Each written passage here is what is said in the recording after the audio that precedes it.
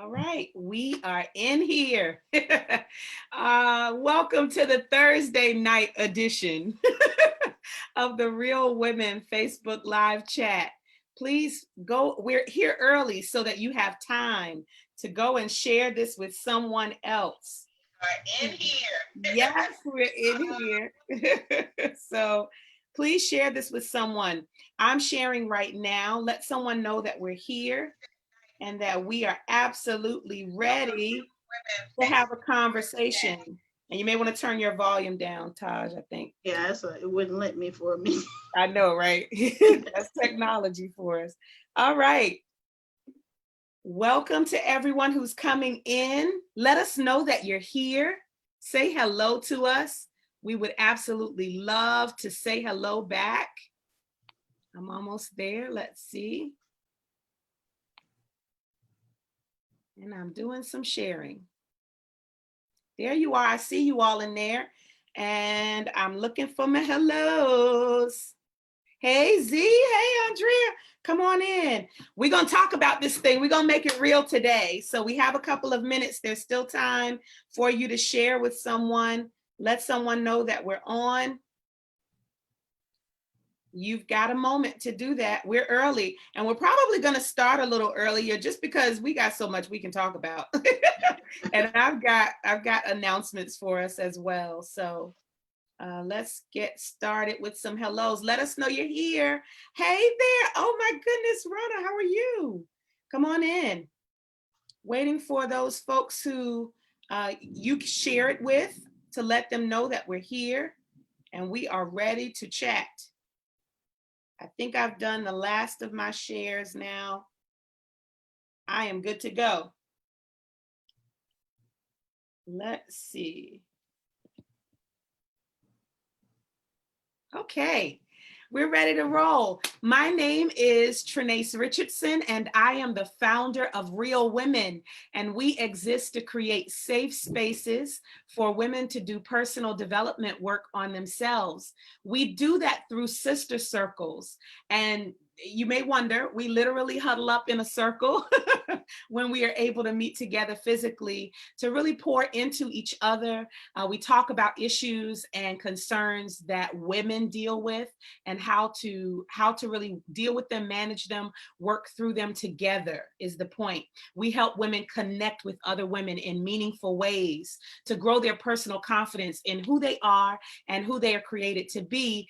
And we also help them become a catalyst of positive change in their own life and the life of others. And so that's the work that we do. You can find us at realwomenrock.org.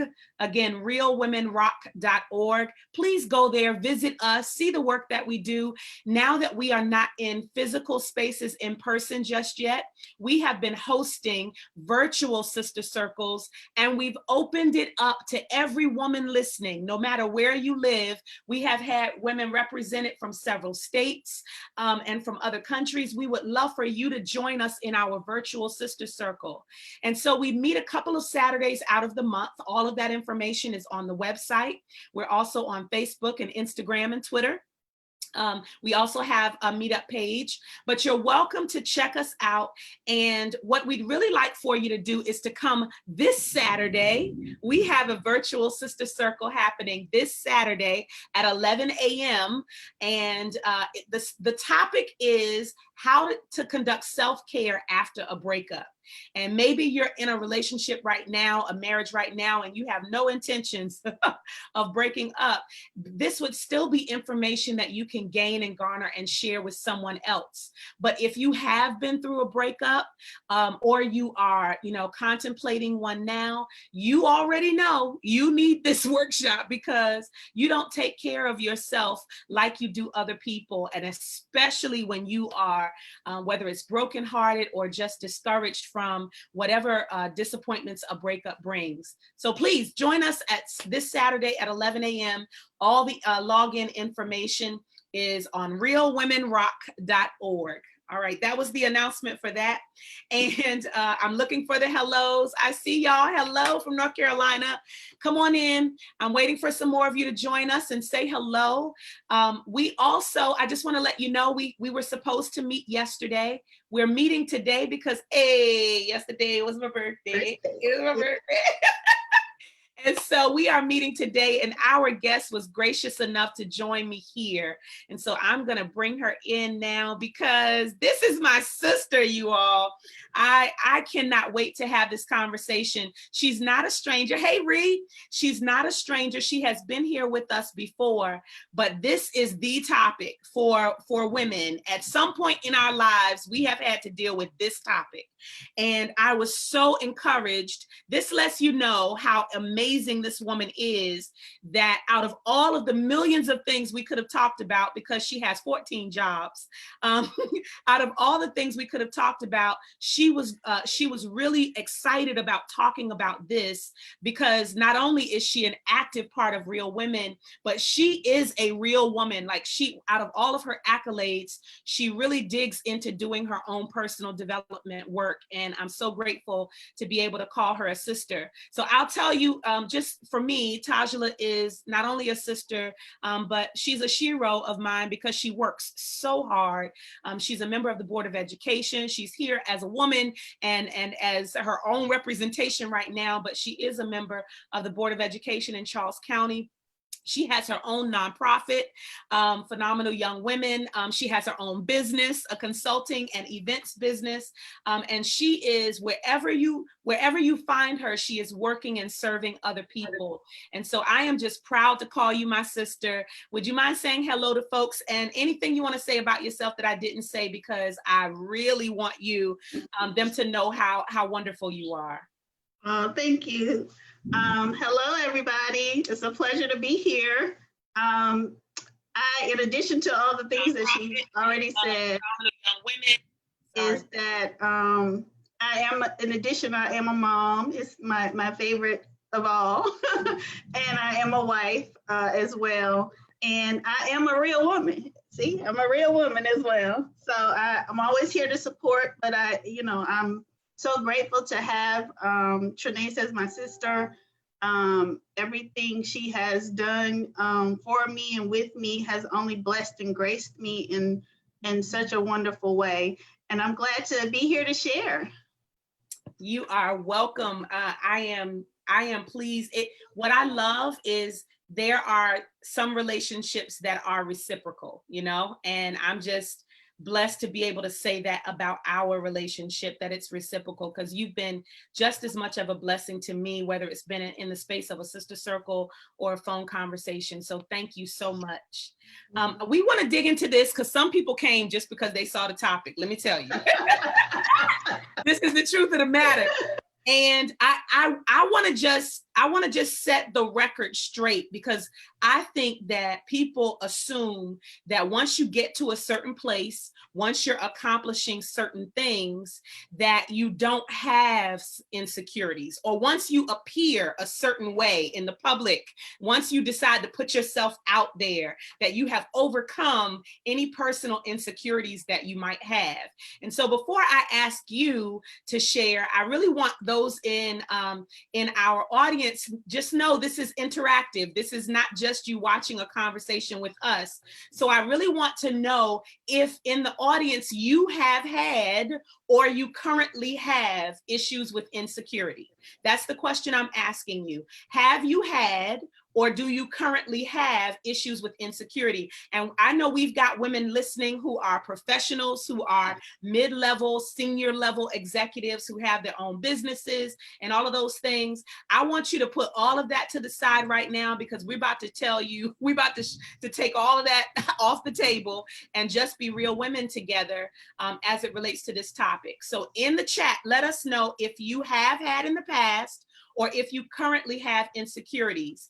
And then Taj, if you could just share with us while they're doing that, and please let me know if even at your level of success, the fact that you have literally been voted on by the folks in your county to sit in an office, you have your own business, you have your own nonprofit, you're married, you have a beautiful daughter, like with all of the things that you've accomplished, do you still deal with insecurities? And if so, if you can go into some detail about it.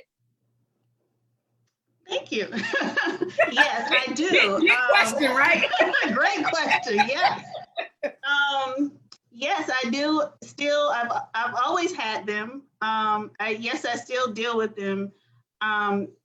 This came about to me, of course, during COVID. You sit still for so long, and you think you've dealt with some things, and this silence have been pretty heavy. And it's brought on some, I was listening to Lisa Nichols the other day, and she called it triggered insecurities. And I'm like, oh, so that's what I love when I find a name for it, because you never know what it is.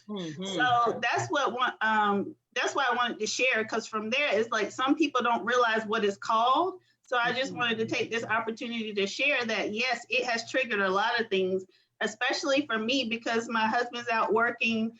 And it's just me and my daughter in the house. So when she's doing her thing, I'm sitting quiet, trying to, figure out things. And, things are coming up that I thought I dealt with, and this COVID season has truly triggered a lot of things that I can reminisce on, and then that you hone on it for so long. I went into a state of depression for a short while as we've been going through this journey. So, and I just didn't understand what it was. So when she mentioned that last week, it triggered insecurity. Now I'm doubting myself, and not only doubting myself, I'm thinking of all those past traumas, in my life. And because you're just constantly sitting still, like we couldn't go anywhere. We still can't really go too many places. So it has really brought up a lot of different, traumas and things that I have dealt with in the past. And like I said, that I thought I had kind of dealt with. But when you're in the midst of life prior to COVID, you're moving so fast, you're thinking just because you're busy that everything has been dealt with. And sometimes and I'm learning that's not the case. That is so good. So I love, you guys keep that in mind, that idea of triggered insecurities, because I love what you said, the fact that we could possibly feel like we've dealt with it, but it's just because of the busyness and we're not focused on it, or having to be made to sit still enough to think about or focus on it. I've had a lot of those types of things happen. It's like peeling an onion, you recognize, okay, I've dealt with it on this level, but something happens, and then on some deeper level, you got to deal with it again. Maybe someone has wronged you and you feel like, okay, I've forgiven them, but then you got to see them. And then, you got to deal with when you see them and all those kinds of things. And so it sounds like our audience has also dealt with it. I see a whole lot of people saying that they have, whether it was from divorce or after divorce, that could have been a trigger for them. And in some other areas, folks have dealt with it as well. So thank you for sharing that. I love that terminology, triggered. And this COVID season has done, I think, a world of good in making us deal with, a lot of stuff. I know that I don't take anything away from the negativity that has happened as a result. So much sickness, so much death, so much, financial insecurity as a result. And so, my prayers and my thoughts and even, my anything I can think of to do in service of those who have dealt with that. I'm really in that space of trying to really focus on that. At the same time, I'm so appreciative of what has happened that has helped us, and having to deal with some stuff that we don't normally deal with, that we're too busy to deal with, I think is a really big deal. So in dealing with it, Taj, when you finally realize what some things have that are come up for you, and some we haven't really started naming some stuff. So let me just go ahead and name at least one for myself before we move to root causes. But for me, I have always had self-image body issues. Always been insecure about my body issues, and some of it has been done publicly, because when you feel good about yourself, you want to, hey, look at me, look at all of that. But when you don't feel good about yourself and you still got to be out here, you like, I got to do this anyway, even though I don't feel like I look wonderful. And so no matter who you are, no matter what others think you look like, or no matter what others think I look like, I have a certain idea of what I'm supposed to look like. And so whether it's too big or too small or too short or too tall, or too thick here or all of us have, I think, some level of physical insecurities at some point. And so that's one that I'll just throw out there. But I'll ask, before I answer about root causes, when you think about your insecurities that have come up during this COVID season and the depression that you were in, could you talk about what you think some of the causes, like when you have to look at your insecurities, what are some of those root causes that you've identified? And I'm putting in the chat and asking you all to share yours as well. What are some root causes for you all?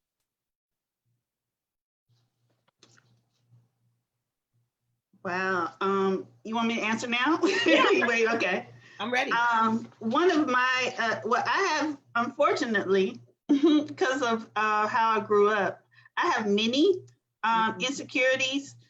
Yours is one, believe it or not. Everybody thinks because you're the skinny girl, you got it made and all that good thing. But, guys are not always attracted to, or men are not attracted to skinny women, So that's how always has, and still currently is a challenge. Even though I'm married, sometimes, it comes up even during that time, during now.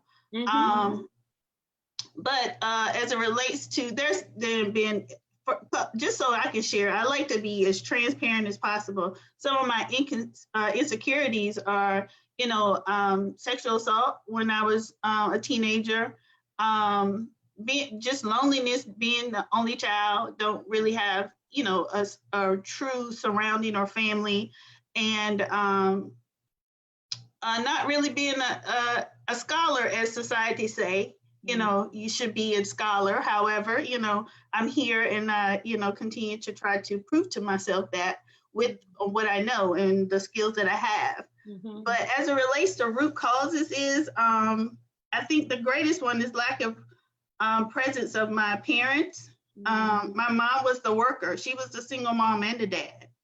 However, in the back of my mind, I was still struggling because I wanted a dad and I didn't have a dad. And the dad that I did have was not the greatest one. So, and I saw him abuse my mom and, go through those. So it's constant trauma. Every time I thought I was getting something that I didn't have, it created trauma. So, and that's what I think, continuously hold on. I took a couple notes so I won't forget to share. Adult men, friends, especially of women, are most times the power behind your personal influence as well, because people are always in your ear about their opinions of you, or what you should do or what you should not do, and it comes from all areas. That's why I say it could be adults, it could be the men in your life, your friends in your life. Everybody has an opinion, but when it's time for you to move, you're moving alone. So what did I want to put?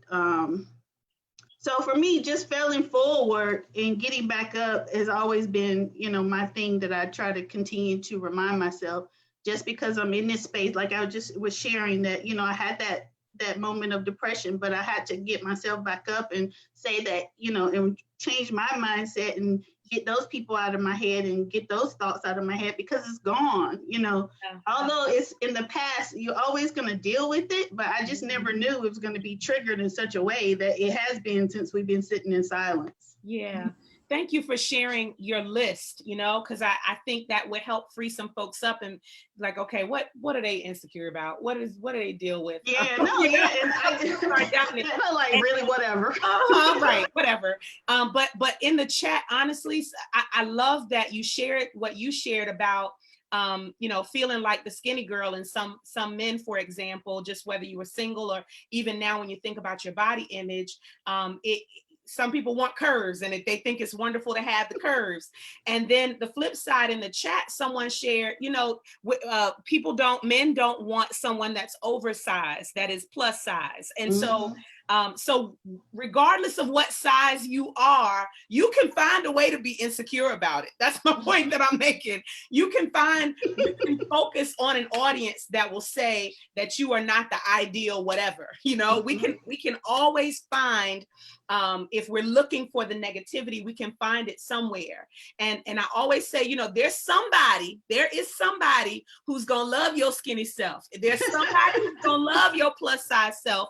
And if that's somebody, it has to start with you loving it, and me loving it. And so we got to get to that place. It's not easy, but I want to read a couple of these, and then I want you to share with me what you think some things are that we should be doing to process our insecurities so that we can get to a place where we are able to love ourselves wherever we are and not be as insecure. One of my favorite people right now is Lizzo. I love her. I love me some Lizzo, and I don't care. Unfriend me, pray for me, whatever you need to do. But I love me some Lizzo because she is unapologetically secure in who she is, and she's not just out there saying I'm just big and period. She's exercising and she's big, and she's like, whatever.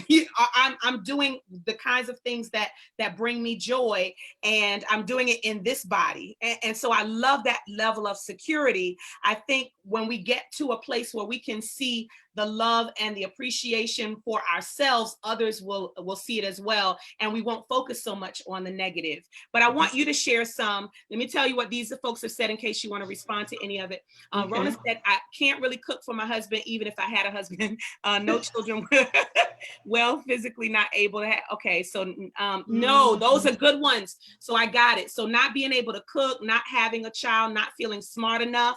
Those are some of the insecurities. Thank you for being open enough to share you all's abandonment issues, weight, Z says. Yep. So, and then Greg said, men do want women that come in all shapes. There's somebody out there. Absolutely. Rona said, where he at? That's her husband. Leave him alone. Right. But she just looking, out there. I know, right? Rhonda said being an introvert and not connecting well with other people, that's an insecurity. Absolutely. Yeah. So can you talk to what you believe we should be doing or saying to ourselves to kind of work through these insecurities? And I'll share some after you. I think there's a couple. The main one is if it's a person, if it's a person that's constantly feeding you and you're giving them that much power, you need to regain your power and confront them about it. That's been one of my things is when it's somebody that's constantly kind of on you about something that constantly creates a heaviness for you. Confronting, I think that's the most powerful way. If the person is no longer here, that's when it becomes the challenge. Because you really would have to do some work on you, and that will require some support from a counselor, because some of these things you can't do on your own. Majority of them, depending on how heavy they are, you can't do them on your own. Either you do a counselor or you do a circle like Real Women, or you find something. Because you can't be your authentic self if you don't deal with those things. And that's why I think it's important for us to really have these conversations. All of our insecurities may be different. However, having a sisterhood or a circle or familyhood, because if you're blessed enough to have a familyhood, that's some good stuff right there. Yeah. I wish and I dreamed that I could have a familyhood, but my mom is gone, she's not here. So I created, God sent me Real Women. So I go into that circle and I cry and I boo-hoo and I say what I have to say and come out feeling 100% better because, there's no judgment. So that's kind of how those two things that I share in regards to the most powerful one. I would love for you to start with that. Face it. Face that person so they can hear you and see you, that you regained your power and took it away from them. I think that's so important. That is so good, so good. And I think there's a little bit of an echo. I don't know if something's on, but I love what you just said, because and you gave a caveat too, because there are some people who for whatever reason are not able to confront the person. They're gone, they're, they've moved on, those kinds of things. But to go ahead and say to yourself, the root cause, I recognize that it happened when I was young, that it was my father, it was, kids picking on me, it was relatives who said negative things to me, that I go ahead and identify and claim what I call claiming that baggage, that I just go ahead and identify that this is where that stuff came from. And now if there's something I can do or say to that person directly, then great. If not, then I would add to what you shared and say, do grief letters, or write in your journal, or process it, as you said, with a therapist or a counselor, because to get that stuff out of you about what they did to you and what they said to you, how it has affected you all of your life. If you don't ever get to say that stuff out loud in a healthy way, in a healthy, supportive environment, then it just stays stuck in you somewhere, and staying stuck in you somewhere can grow into something negative. So I love that you shared that. And then of course, I love that you mentioned Real Women.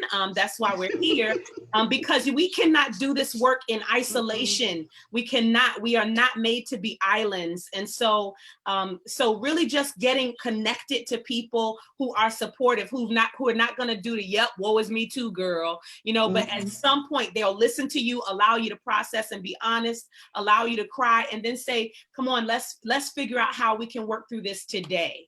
And one day at a time, one step at a time, one moment at a time is really how it flows. So thank you for that. I've seen, I've seen a whole lot of identifying in here of what some insecurities are.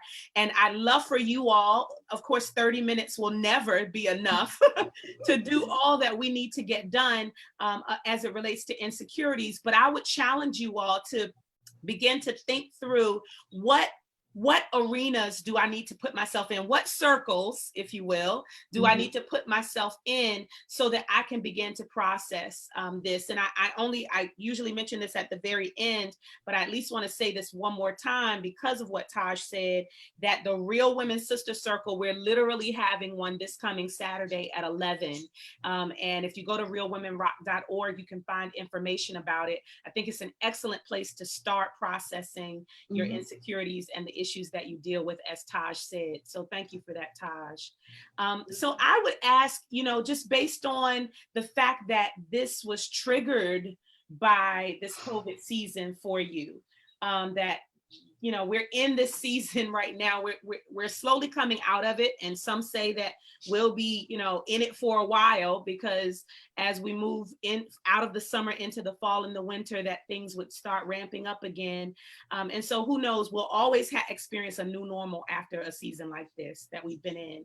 But because it triggered something in you that caused you to want to have this conversation, what would you say? What do you think to us right now? There's so much about this season. I think COVID, along with the racial unrest that's happening right now, just that combination of things, it just makes it too much sometimes, And so I just ask you to share kind of what are you personally learning from this, or what would you share that we should be thinking about or doing, or process? How should we be processing this time right now?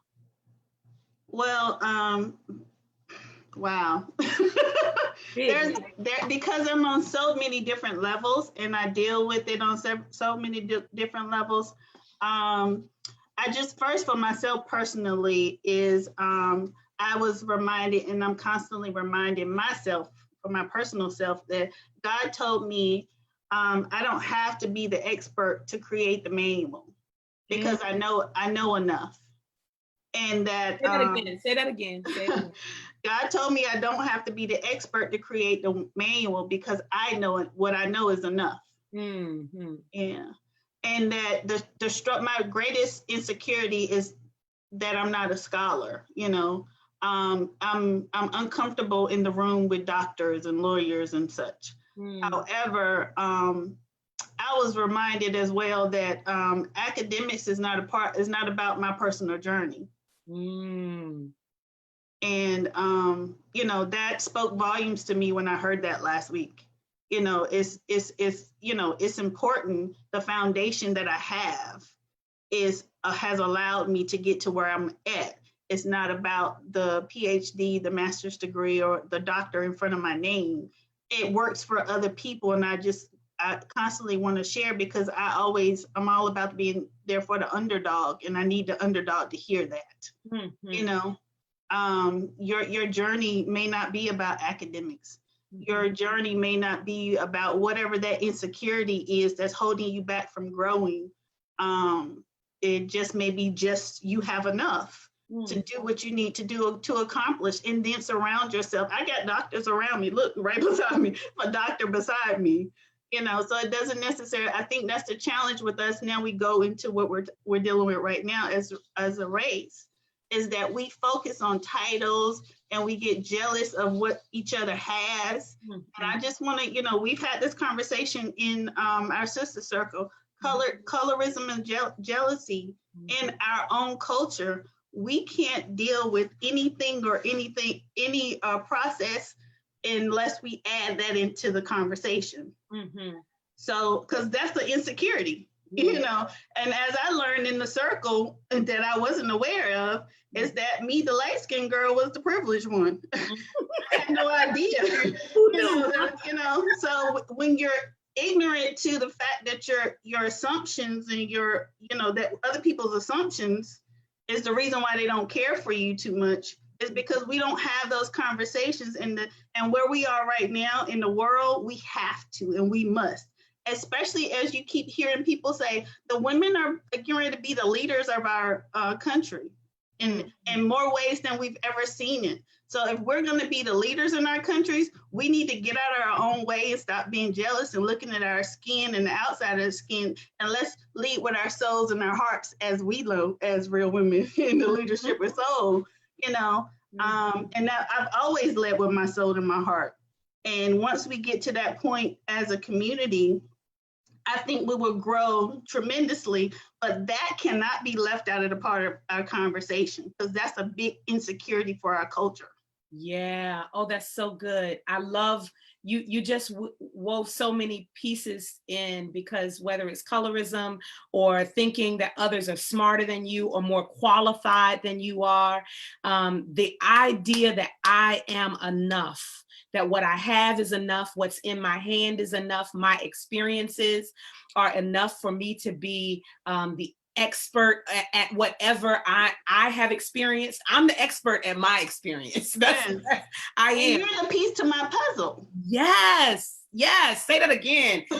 Yes. We are all the pieces to our puzzle. We can't shine one piece of the puzzle. We have to put the puzzle together in order for it to become full. Yeah. And the problem is we're walking around like individual pieces. Like trying to shine. Trying to shine. I'm a piece. I'm a piece. Yeah, and we don't understand why we're having challenges, and why, you know, even me, like, where, you know, I pushed myself to this point to believe that I could, and now I've pushed myself to this point that I know that I need other pieces to help me continue to sustain where I am and to continue to grow when I need to grow. Yeah. So yes, we really need to understand that, yes, my sister, that you sit with, that's why I love you so much, because you were my major piece to my puzzle in order to me be even work on my mindset to change and believe that I can do all these things that I'm doing right now. So, you know, people need to understand that. I want you to know I am so godly proud of you, because your journey has happened almost in front of people because you are a public figure, but at the same time, you have kind of it, whether you've wanted to or not, you have put it out there so that others could know you can be relatable, you can be a real person and still work hard and accomplish things. And just you having this conversation with us, letting us know that no matter what you've accomplished, you still have insecurities. It means so much. A couple of people have said some things that I think are so key in what we've been talking about.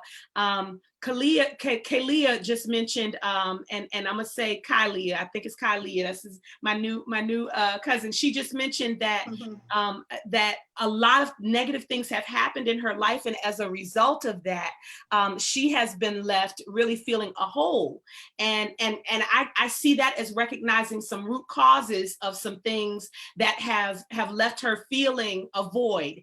And as a result of that, other people will tell her, you know, you don't show your feelings well enough, you're not vulnerable enough. People, and a lot of times we internalize what people tell us in such a way that it causes us to shrink or to dim our light or to think negatively about ourselves. So I just want to say thank you for sharing that, Kay. I really appreciate you sharing. Z said, I'm my own worst enemy. And then Greg said, everyone has a story. It's important that we own our stories so that we can be strategic in the places we find ourselves. And so thank you all so much for sharing. What I think I want, before you share kind of what you're doing these days and how you are of service to folks and how folks can connect with you, I really want to just bring home that even though we cannot delve and dig into this as deep as we'd like, this is a sneak peek into a real conversation with real women. And the connection that Taj and I have is because we have been in relationship with each other. We have been in sistership with each other, in circles together, that we've been able to bear it all out on the table together and then really help build each other up. That's what we do in our sister circles. So we would encourage you to visit us at realwomenrock.org and come to our sister circle this Saturday. Every woman is invited, no matter where you live, at 11 a.m. Eastern time, to really join in and dig in to what it means to be an authentic woman and just not worry about what everybody else is thinking. Because when you come, what you find out is you are enough. That there's no judgment there. There is no worrying about your titles, that who you are as a woman is enough. And so if you have any final thoughts for us, Taj, I would love for you to share final thoughts, as well as if you wouldn't mind sharing whatever you have right now to be of service to people that you want people to know about, anything you want to share in addition to your closing thoughts. Thank you. I just wanted to share with Kylie is that be careful who you allow to pour into you. Just because people are around you, that doesn't mean that they have the right information. That's why it's so important to find a circle. You know, if it's real women, I believe you're going to be excited about that process, because you'll get poured in with the right information. And some people are so concerned about you that sometimes they're not thinking about what they're saying. They don't mean no harm. But because you're in your space, it's too heavy for you to receive it the right way. So I just ask that you find you a good circle to pour into you so you can release some of those things. And it's just 3 months ago. It's really fresh. So take your time and really find the right people that can help you come out of that in a healthy way instead of an unhealthy way. And lastly, what I have been doing lately, I have an amazing literature collection on my website at www.tajconsultingevents.com. I actually have my most recent virtual book launch coming up this Saturday. It's going to be on Facebook Live. It's called Iron Sharper Irons, Inspired to Achieve, Think, and Grow. And I am hosting a compilation, my first compilation of the nonprofit legacy, and I'm looking for nonprofit executives to share their journey and story, so we can create some resources that other and future leaders can use in their future. But it's bigger than the book. And I just support parents helping their high school children develop a plan when they transition out of high school. And I'm constantly working with my nonprofit. We have a virtual Junior Mogul Summer Experience just started this week, where we're teaching young girls how to become a junior administrator and junior entrepreneur. At the end of the summer, they get to launch one lucky girl. If they win their sales challenge and their pitch, they will get to launch their own business at the end of the summer. So trying to stay busy, and thank you guys for having me. This has been a great conversation. I just had it on my heart, and I'm glad it was perfect timing for me to share it. So perfect. And thank you for all that you shared. I would ask that you all would connect with Taj.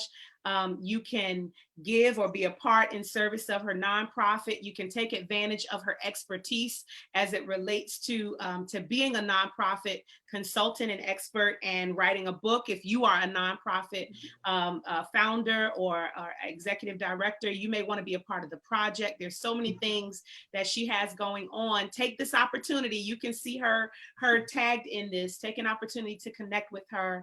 And then even just these kinds of real topics. I just love that she's that relatable too, to talk on this level. So thank you for this. We really hope to see you. If nothing else, we'll see you next Wednesday, because we plan on being here every Wednesday to give you a sneak peek into a conversation with real women, a real conversation with real women. And then we hope to see you this Saturday at 11 a.m. for our next Sister Circle. All of that information is found at realwomenrock.org at our calendar. You'll find it at realwomenrock.org. Thank you all so much. And thank you, Taj, for being here. Thank you for having me. Thanks, everybody. It's been a pleasure. Take care. Thank you, guys. Take care.